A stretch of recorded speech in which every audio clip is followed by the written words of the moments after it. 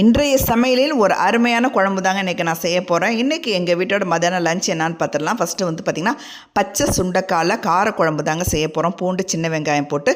இதுக்கு தொட்டுக்க என்ன செய்கிறேன்னு பார்த்தீங்கன்னா முருங்கைக்கீரை வச்சு நான் பொரியல் தாங்க செய்ய போகிறோம். சூப்பராக இருக்குங்க காம்பினேஷன், காரக்குழம்பு முருங்கைக்கீரை பொரியல்.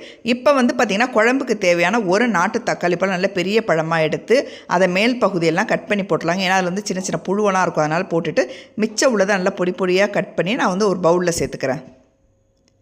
அதுக்கப்புறம் சின்ன வெங்காயம், குழம்புக்கு எவ்வளோ தேவையோ அந்தளவுக்கு நான் சின்ன வெங்காயத்தை நல்லா கழுவி வச்சுருக்காங்க. அதே நம்ம வந்து குழம்புக்கு தேவையான சின்ன வெங்காயம் பூண்டு நான் எடுத்திருக்கேன். ஒரு 15 சின்ன வெங்காயம், ஒரு 15 பல் பூண்டு. அதுக்கப்புறம் வந்து பார்த்திங்கன்னா சுண்டைக்காய் வந்து நம்ம அப்படியே போட்டு சமைக்கக்கூடாதுங்க. அது வந்து இடிக்கல்லில் வந்து நம்ம நசுக்கி அதுக்கப்புறம் தான் அந்த சுண்டைக்காவை நம்ம வந்து குழம்புலையோ வேறு எதை கூட்டோ பொரியல் எதை செஞ்சாலும் இப்படி தாங்க யூஸ் பண்ணிக்கணும். முழுசாக போட்டு நம்ம வந்து யூஸ் பண்ணக்கூடாது.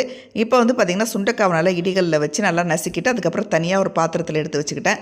இப்போ குழம்புக்கு தேவையான அளவு புளியை நம்ம கரைச்சிக்கலாங்க. எங்களுக்கு எந்த அளவுக்கு குழம்புக்கு தேவையான புளியோ அந்தளவுக்கு நான் எடுத்து ஒரு அரை மணி நேரம் ஊற வச்சுருந்தேன். அதுக்கப்புறம் வந்து அரிசி கழுவின தண்ணியை வச்சு நான் வந்து புளி தண்ணி ரெடி பண்ணியிருந்தாங்க. ஏன்னா அரிசி கழுவின தண்ணியை வந்து பார்த்திங்கன்னா அவ்வளோ சத்து அதில் இருக்குது. அதனால தான் வந்து பார்த்திங்கன்னா நம்ம வந்து சாம்பாருக்கோ புளிக்குழம்புக்கோ அந்த தண்ணியை நம்ம யூஸ் பண்ணிக்கிட்டால் நமக்கு உடம்புக்கு ரொம்ப ரொம்ப நல்லதுங்க. ஏகப்பட்ட விட்டமின்ஸ் அதில் நிறையவே இருக்குது. அதுக்கப்புறம் வந்து பார்த்திங்கன்னா புளியை வந்து தேவையான அளவு நான் கரைச்சி எடுத்து வச்சுக்கிட்டாங்க நான். இப்போ எங்களுக்கு எந்த அளவுக்கு புளி தண்ணி தேவையோ அந்தளவுக்கு நான் ரெடி பண்ணி எடுத்து வச்சுக்கிட்டேன். அதை வேறு பவுலில் நான் மாற்றிக்கலாம். அதுக்கப்புறம் அடுப்பில் கடாயை வச்சு நல்லெண்ணெய் நான் சேர்த்துருக்கேங்க. புளிக்குழம்புக்கு நல்லெண்ணெய் சேர்க்கும் போது ரொம்ப வாசனையாகவே நல்லாவே இருக்கும்.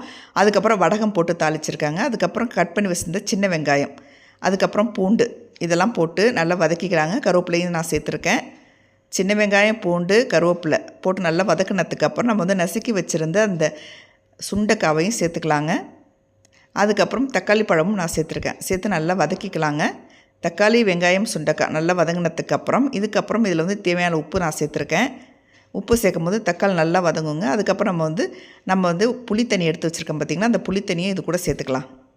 அதுக்கப்புறம் மசாலா பொருட்கள் என்னென்னு பார்த்திங்கன்னா ஒரு 1 ஸ்பூன் மிளகாய் பொடி, 1 ஸ்பூன் மல்லிப்பொடி, அதுக்கப்புறம் மஞ்சள் பொடி 1 ஸ்பூன், வெள்ளை மிளகு பவுட்ரு 1 டீஸ்பூன் சேர்த்துருக்காங்க. சேர்த்து நல்லா மிக்ஸ் பண்ணிக்கலாம். இப்போ நல்லா குழம்பு கொதிச்சோன்னா மூடி வச்சிடலாங்க. ஒரு 10 நிமிஷம் சிம்மில் இருந்தால் போதும். ஒரு சூப்பரான திக்கான ஒரு டேஸ்ட்டான பச்சை சுண்டைக்காய் காரக்குழம்பு ரெடிங்க. இதுக்கு சைட் டிஷ் வந்து முருங்கைக்கீரை பொரியல் எப்படி பண்ணலான்னு பார்க்கலாம். கடாயில் எண்ணெய் ஊற்றி உளுத்தம்பருப்பு, ஜீரகம், காஞ்ச மிளகாய், சின்ன வெங்காயம் போட்டு நல்லா வதக்கினதுக்கப்புறம் தாளிச்சதுக்கப்புறம் நம்ம எடுத்து வச்சுருந்தா முருங்கைக்கீரை இது கூட சேர்த்து தேவையான உப்பு சேர்த்து நல்லா வதக்கிக்கலாங்க. அதுக்கப்புறம் தேங்காய் திருவுப்புலாம் வந்து தேங்காய் திருவிக்கிட்டாங்க நான். நல்லா பூ மாதிரி நல்லா பொல பொலன்னு வருங்க இது.